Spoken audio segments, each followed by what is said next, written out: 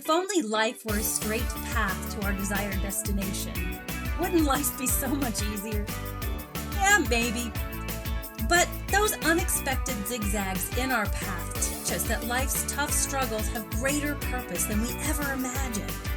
Stories and strategies are our focus for Season 4. Zigzag and One host, Melanie Brown, chats with courageous women who share their stories of encountering zigzags and how they fought to overcome them. Be assured their stories will inspire and encourage you. But we know warm and fuzzy feelings aren't enough to equip you to fight those challenging zigzags in your path. So, this season, our guests are joining us for another episode to share strategies, mindsets, and habits that strengthened and empowered them during their toughest seasons. Join us in declaring, zigzags may interrupt our path, but they will not detour us. We will keep moving forward.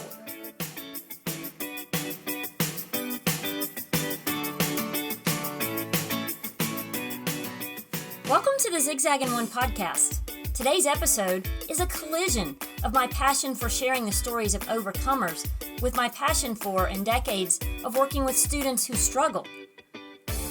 My guest Risa Owens sent me an email after hearing me describe my ministry and podcast at the Blue Lake Christian Writers Conference. When I saw an email from her, I quickly opened it so I could read what she had to say. I read her story and my heart broke, knowing incorrect label put on her as a young child created limits, but it also further ostracized her from her peers. But then I kept reading and my heart rejoiced. In her book, The Heart That Grieves of a Little Girl Lost, Risa details the zigzags she's faced throughout her life. While the other zigzags Risa has faced are important to her story, we're just focusing on the educational zigzags in our interview today.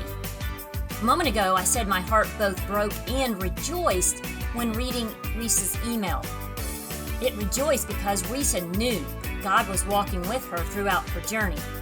She credits Him for her hope and the determination that she held on to fight to overcome. Y'all, she's simply amazing.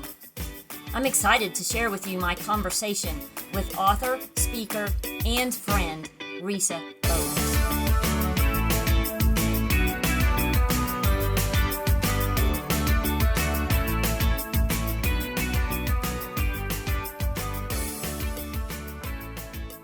Risa, it is so good to see you again. We were at the Blue Lake Christian Writers Conference just a few short weeks ago, and I enjoyed meeting you immensely.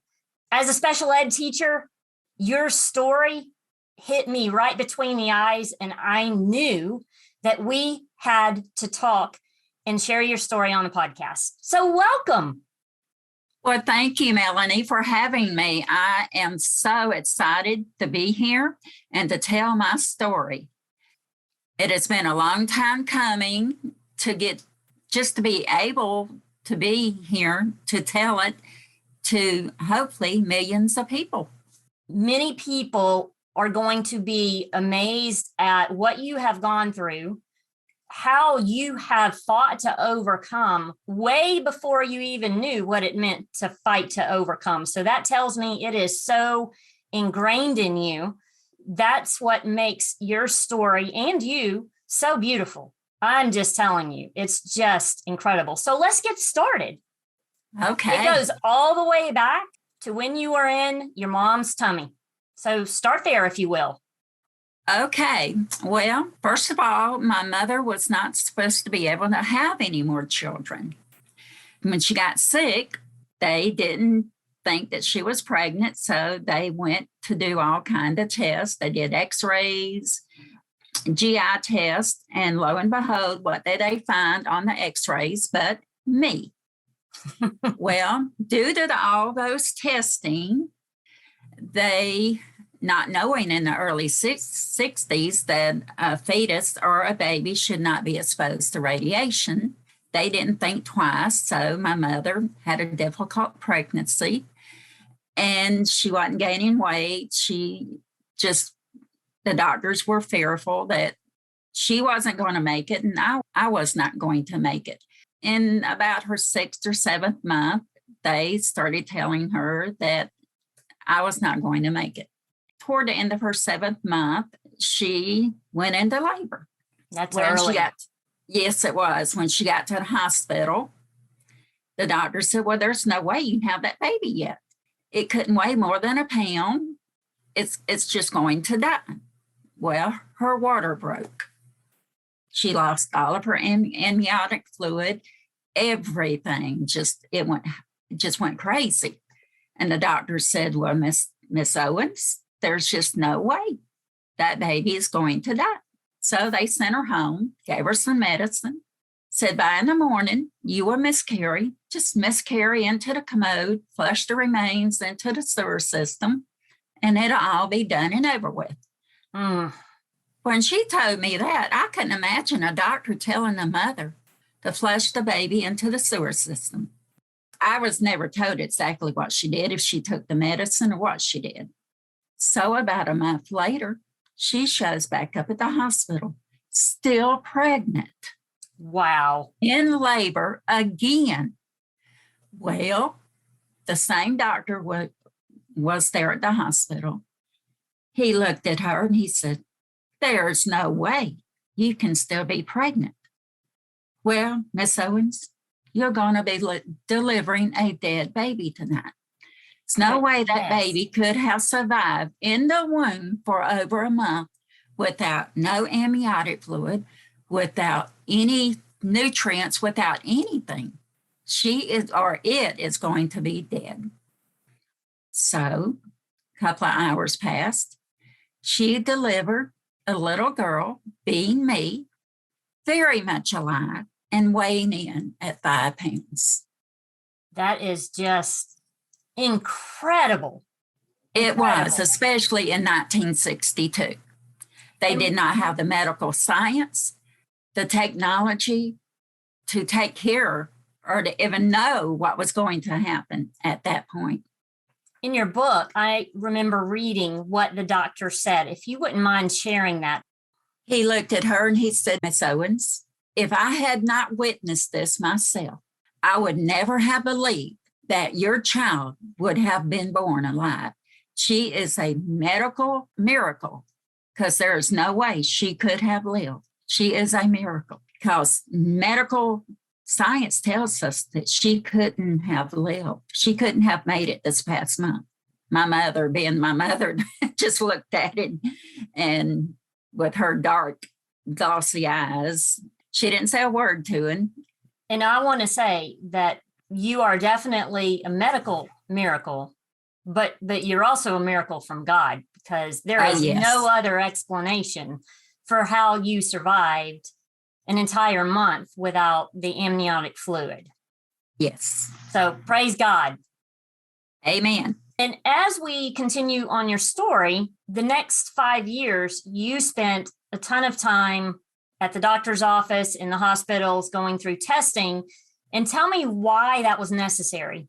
They had no idea that I was born with birth defects because they were not visible.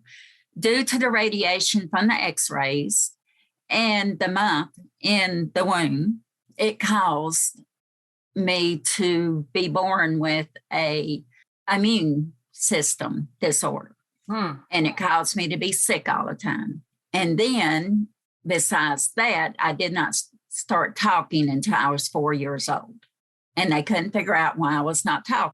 Then after that, my right eye was what they called a lazy eye back then. But at the same time, they didn't know I couldn't see out of it. Wow. So all that combined, they were just floundering for a reason why all this was going on.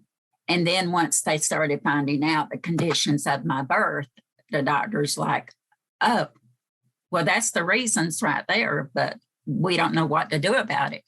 There we were in 1965, 66, and they still didn't have the technology. And then I started having bad headaches, a lot like I do now, the migraines, and they found a tumor in the front of my brain. They just sent me home to die again. Goodness. You know, like they said to begin with, she's dead in your womb. It's inoperable. We can't do anything for her. So just take her home and make her comfortable. And this was at 4 to 5 years old. And in your book, you said, they gave up on me. They gave up on me. Yes, that's what I felt. Everybody gave up on me. My parents, the doctors, everybody gave up on me. And I just laid there with them headaches. And I remember wanting to die at 5 years old. I just wanted to die. I cannot even imagine at that young age having to go through that kind of pain. As we continue on your story, at 6 years old, your mom and grandmother took you to the school to enroll you. And then it got a little interesting. Tell me about that. Yes. Well, when I finally did start talking, I had a severe speech impediment. When it got time for me to go to school, well, back then you got to go in and meet the principal with your parents. Well, by then I was real shy and timid and scared of strangers because I didn't get to meet any because my family kept me secluded. When the principal heard me try to talk to my grandmother, he's like, "What is wrong with her speech?" Well, my mother told him the story. Well, I think she needs to have some testing first. So they sent me for testing. They put me in a room with a strange man I didn't know. And then I got a headache. Well, I didn't do very good on the test. I scored 1 point below the national average that said that you were smart or you were retarded. 1 point. So they classified me as mentally retarded.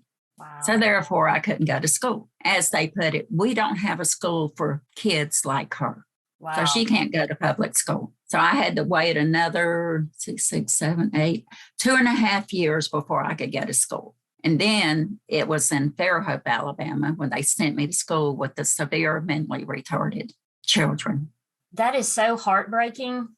I remember reading in your book, it said, "I was totally a little girl lost in the mazes of my own life, not knowing where to go or what to do." That sentence just crushed me, thinking about you as a little girl, not understanding what's going on with yourself. You don't understand, and you're in pain and you're sickly, and then you get put in a classroom. Were you excited about going to school? No, I was not. I did not want to go. I was comfortable in the life that my family had made for me. You know, I didn't have to deal with outside people. I was just comfortable. It was good there. And then they threw me into the school with all these children that acted so different from me. I felt like I was in a whole different world than what I knew for the past 6 years. But then eventually I got used to it. Then I met other kids that was like me, that were not retarded, that they were just like me. They were put in the same school. And we kind of formed a bond with each other. And then when I started to learn, when I started to go into speech therapy and I got to where I could talk, then I started to enjoy it. Before that, I hated it. But when I started to learn how to count, how to read, how to talk, then it became enjoyable. Were the activities challenging to you, helping you to learn and grow? I know the very first little bit, you needed to learn how to count and all of those things. But as time went on, because I think you were there for 6 years, if I'm correct? Yes, ma'am. Okay. By that point, were you being challenged and given activities and lessons that were meaningful to you? Yes. Actually, they were sending me to other classes with smaller children and helping them. Wow. Yes.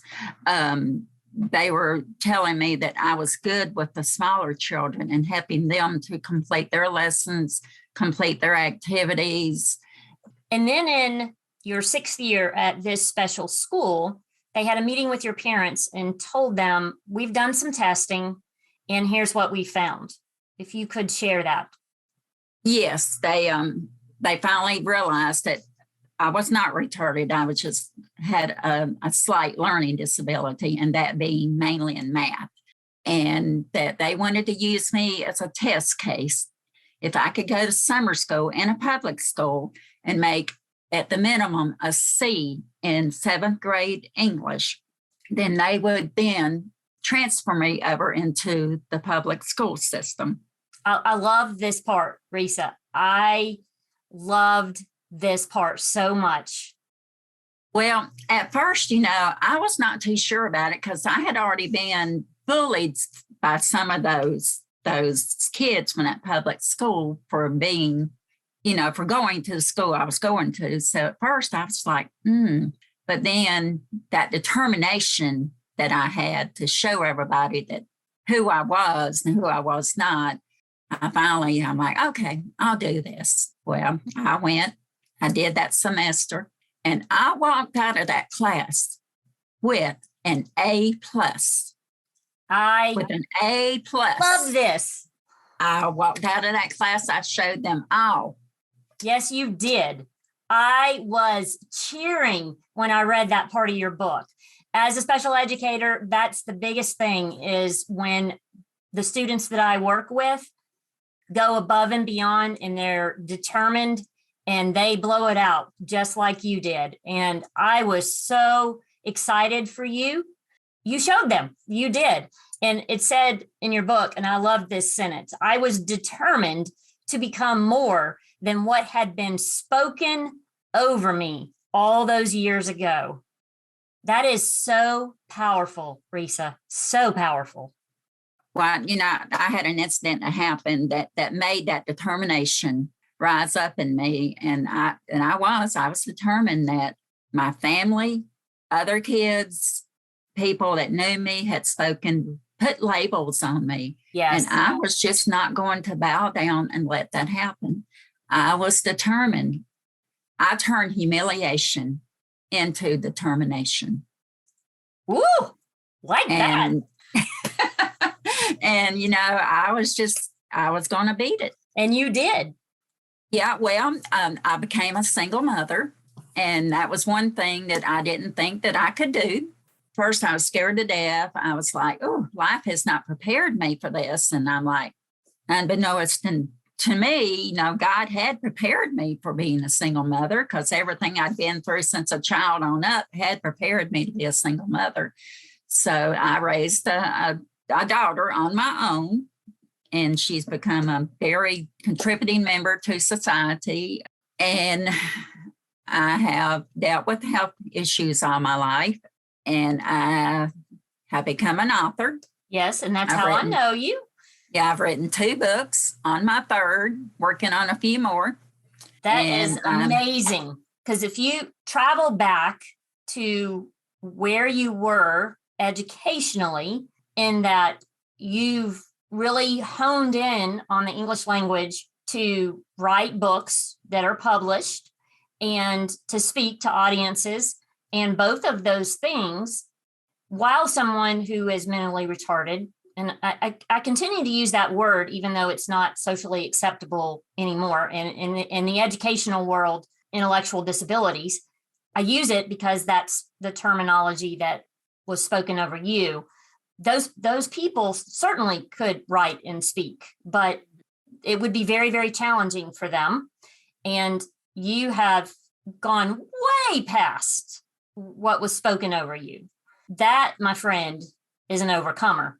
The tenacity and the determination that you have exhibited through all of this is because God is such an important part of your life. And I want to spend a little bit of time talking about your faith and how that has been a go-to for you throughout all of these challenges. When I met God, he took a very angry, wounded, and hurt young woman and turned her into, what I am today. But I very much lean on my faith and love for God. He healed me in so many ways. He healed me of the learning disability. I'm almost positive of that. How do He, you quantify that? I'm just very curious. through the 6 years at the special ed school, when I was struggling to learn, it's just like one day a light bulb come on, Mm-hmm. and I began to learn. Then I just started learning. Do you still struggle with math though? No, not like I did back then. So you learned some strategies to help you with reading and writing and math. Yes. Well, let's just put it this way. I didn't graduate from high school back then because when I got pregnant with my daughter, I was so sick I had to leave high school because, I was like 2-3 years behind in school because I was so late going. Yes. About 10 years ago, I went back to get my GED. Good for you. Well, everything had turned over to Common Core math. I'm laughing because, oh my goodness, how much time I spend in tutoring Oh my with goodness. students who are struggling with that. I'm just looking at this stuff like it's Greek. Well, I made it through and got my GED. That is great. So that's why I say God healed me of the learning disability. I made it through to be born. He healed a wounded heart and spirit. He healed me of a brain tumor because to this day, when they do an MRI for my headaches now, they don't even see where that brain tumor was. They don't even see a scar that it was ever there. I mean, he has healed me so many times over. Wow. So my faith in God is very strong. He is my go-to. He is my best friend. He is my husband. Yes. I look to him as my husband because I have been single for most of my life. Yes. Do you have a go-to verse? Yes, Isaiah 43, I think it's 4. I have given men in exchange for you. I have loved you, and you are precious in my eyes. Yeah. Love it. I was actually watching Joyce Myers one day, and she quoted that verse, and I'm like, that's not in the Bible.